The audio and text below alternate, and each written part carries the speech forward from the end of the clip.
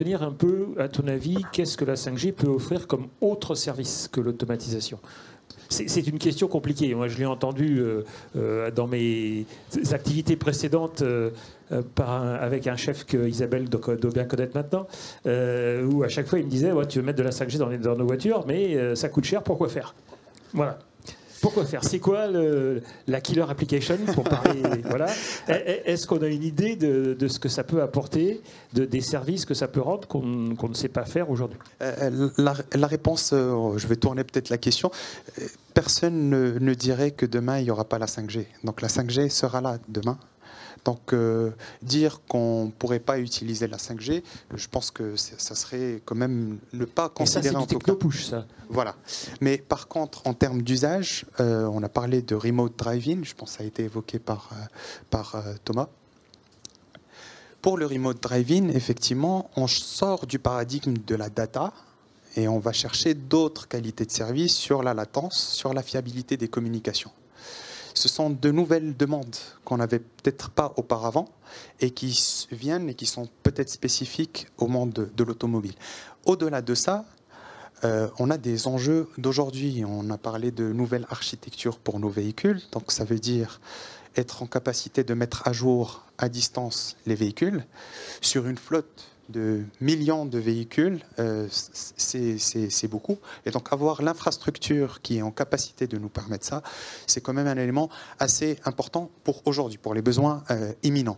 Donc on parle de la 5G non standalone avec les combinaisons des capacités 5G et puis la 4G. Et donc pour la 5G standalone, on est bien sur les aspects fiabilité et de latence qu'on n'a pas par ailleurs. Enfin, un élément qui est important à garder à l'esprit, c'est que dans le monde de l'automobile ou de la mobilité, ça reste quand même de la mobilité locale. Donc avoir des serveurs ou des capacités de calcul à proximité de la mobilité elle-même, ça reste quand même quelque chose d'assez intelligent et intelligible. Et on comprend tout de suite qu'on va y gagner en termes de latence et de fiabilité, contrairement à un passage à un cloud où on ne sait pas forcément où est-ce que c'est exactement. Le dernier point, je l'ai évoqué tout à l'heure, c'est le positionnement précis. C'est quelque chose qu'on pourrait avoir via l'assistance des réseaux 5G. Ouais. Très bien, merci. Alors Guillaume, tu nous as déjà dit tout à l'heure un peu quel cas d'usage tu voyais de la 5G. Est-ce que tu peux nous en refaire une petite liste, je ne sais pas, un peu plus exhaustive mais qu'est-ce qu'il y a vraiment comme différenciation, comme service différenciant que la 5G va apporter vu de la croix? Vu de la croix, et je crois que ça ressort de la table ronde là aujourd'hui, c'est que nous on croit beaucoup dans les capacités de mutualisation. C'est-à-dire que là, on parle, tout à l'heure, on parlait de cyber, sûreté de fonctionnement, comment on allait adresser effectivement à la fois les besoins du véhicule, mais aussi les besoins du territoire. Donc à un moment donné, effectivement, on parlait de sapin de Noël, c'est pareil au cœur de nos villes, il n'y a pas vraiment une velléité d'avoir des choses dans tous les sens. Et donc il va y avoir un besoin de rationalisation, à mon avis, assez fort. Et c'est là où effectivement la question prise comme ça n'est pas toujours simple, parce que est-ce qu'il y a une killer app ou est-ce que finalement on n'est pas plus efficace effectivement avec des équipements et des architectures qui globalement servent tout un tas de problématiques de façon plus efficace à la fois sur l'ensemble des sujets cyber. On a des clients, collectivités, qui sont aujourd'hui morts de trouille parce qu'effectivement ils opèrent des services relativement sensibles et qu'il y a des menaces de ransomware, de blocage des services publics qui sont terribles. Donc de toute façon, ces sujets-là, il y a urgence à les traiter. Après, je veux dire, c'est sûr que le fait d'avoir, je parlais de levier d'innovation avec la 5G, c'est sûr que ça tire en fait toutes ces problématiques-là. Ça, c'est un point de départ. Après, on le voit, et je vais prendre les exemples de ce qu'on déploie dans 5G Open Road, parce que c'est un peu comme la mobilité autonome. Il y a des services qu'on peut mettre en œuvre, mais là aussi, je pense qu'on a un besoin d'efficience sur les équipements qu'on déploie au cœur de ville. Et donc, il faut qu'on trouve des usages, en tout cas pour des besoins court terme du territoire. Un territoire aujourd'hui, nos clients, ils nous demandent effectivement d'être efficaces, bien sûr, du point de vue des coûts, d'avoir la ville la plus attractive possible, prendre en compte la sécurité de tous les usagers et fluidifier le trafic. Bon, je la fais à peu près simple, c'est facile à dire.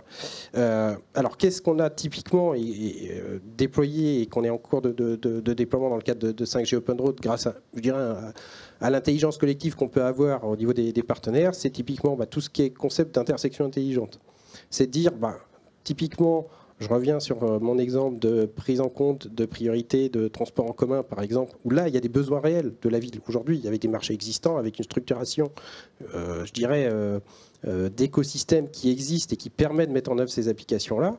Et au travers le fait de mettre, par exemple, la priorité des bus sur des technologies effectivement pointe à pointe en utilisant la 5G, c'est rendre aussi le carrefour intelligent et communicant vers les véhicules connectés, et puis du coup permettre les déploiements de services type GLOSA, donc tout ce qui est effectivement information, notamment au feu, où on sait que c'est un point dur de la ville, où il y aura des besoins de latence, et c'est là où peut-être il y a le plus de services.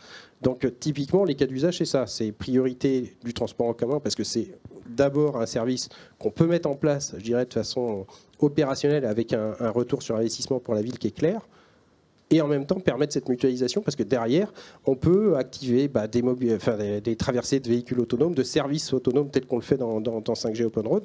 Et on croit beaucoup finalement à cette approche combinatoire en mutualisant les cas d'usage. Donc le concept d'intersection intelligente qu'on défend là tous ensemble dans 5G Open Road, c'est typiquement de faire ça, d'intégrer les vulnérables dans la réflexion, c'est-à-dire prioriser la régulation de trafic quand on a des vélos qui arrivent, quand on va avoir effectivement les trottinettes, les piétons, faire en sorte qu'on va les sécuriser parce qu'on va prolonger les temps de traversée, etc. Des choses, vous allez me dire, qu'on peut faire avec d'autres technologies, oui c'est vrai, mais à un moment donné, on ne va pas déployer pour chaque cas d'usage que je viens de citer, une technologie, sinon effectivement on va avoir encore l'effet sapin de Noël qui est vraiment plus possible et vraiment pas dans l'air du temps de nos clients. Voilà. Donc si j'entends bien ce que tu dis, il n'y a pas une killer application, par contre il y en a tout un tas qui grâce à la 5G peuvent être améliorés et apporter un meilleur service justement ensemble. C'est ça. Voilà, pour nous c'est vraiment le point important.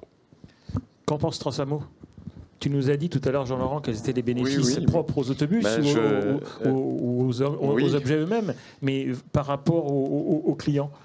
Alors, aux clients, donc au-delà de tout ce qui va être traversée de carrefour, où on va optimiser donc les services, on va minimiser, comme on a dit, les arrêts et redémarrages de véhicules qui sont lourds et qui consomment.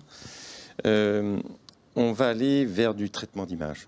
Je pense beaucoup aux services de vidéoprotection, etc. On est en train de voir, mais nous on le voit dans nos applications professionnelles, la nécessité, et compte tenu du renchérissement de l'énergie et ainsi de suite, de mieux contrôler ce qui se passe sur nos sites industriels. Donc je pense que la vidéo est à prendre en compte, avec derrière du traitement d'image qui va être associé.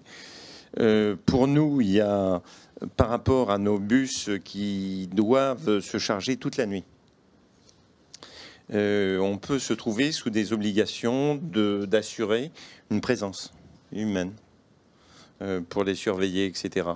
Avec du traitement d'image, si on va chercher dans des spectres, pas seulement que le visible, mais d'autres, on peut commencer à regarder s'il n'y aurait pas des points d'échauffement, des démarrages éventuellement de points chauds qui viendraient à venir sur ces véhicules. Donc oui, il y a les applications de mobilité, mais j'en vois d'autres. Et je pense que la vidéo sur nos infrastructures professionnelles, pour mieux gérer nos sites et ainsi de suite, peut aussi avoir des conséquences intéressantes pour les opérateurs. Il n'y a pas que le mobile, il y a aussi le statique. Exactement. D'accord.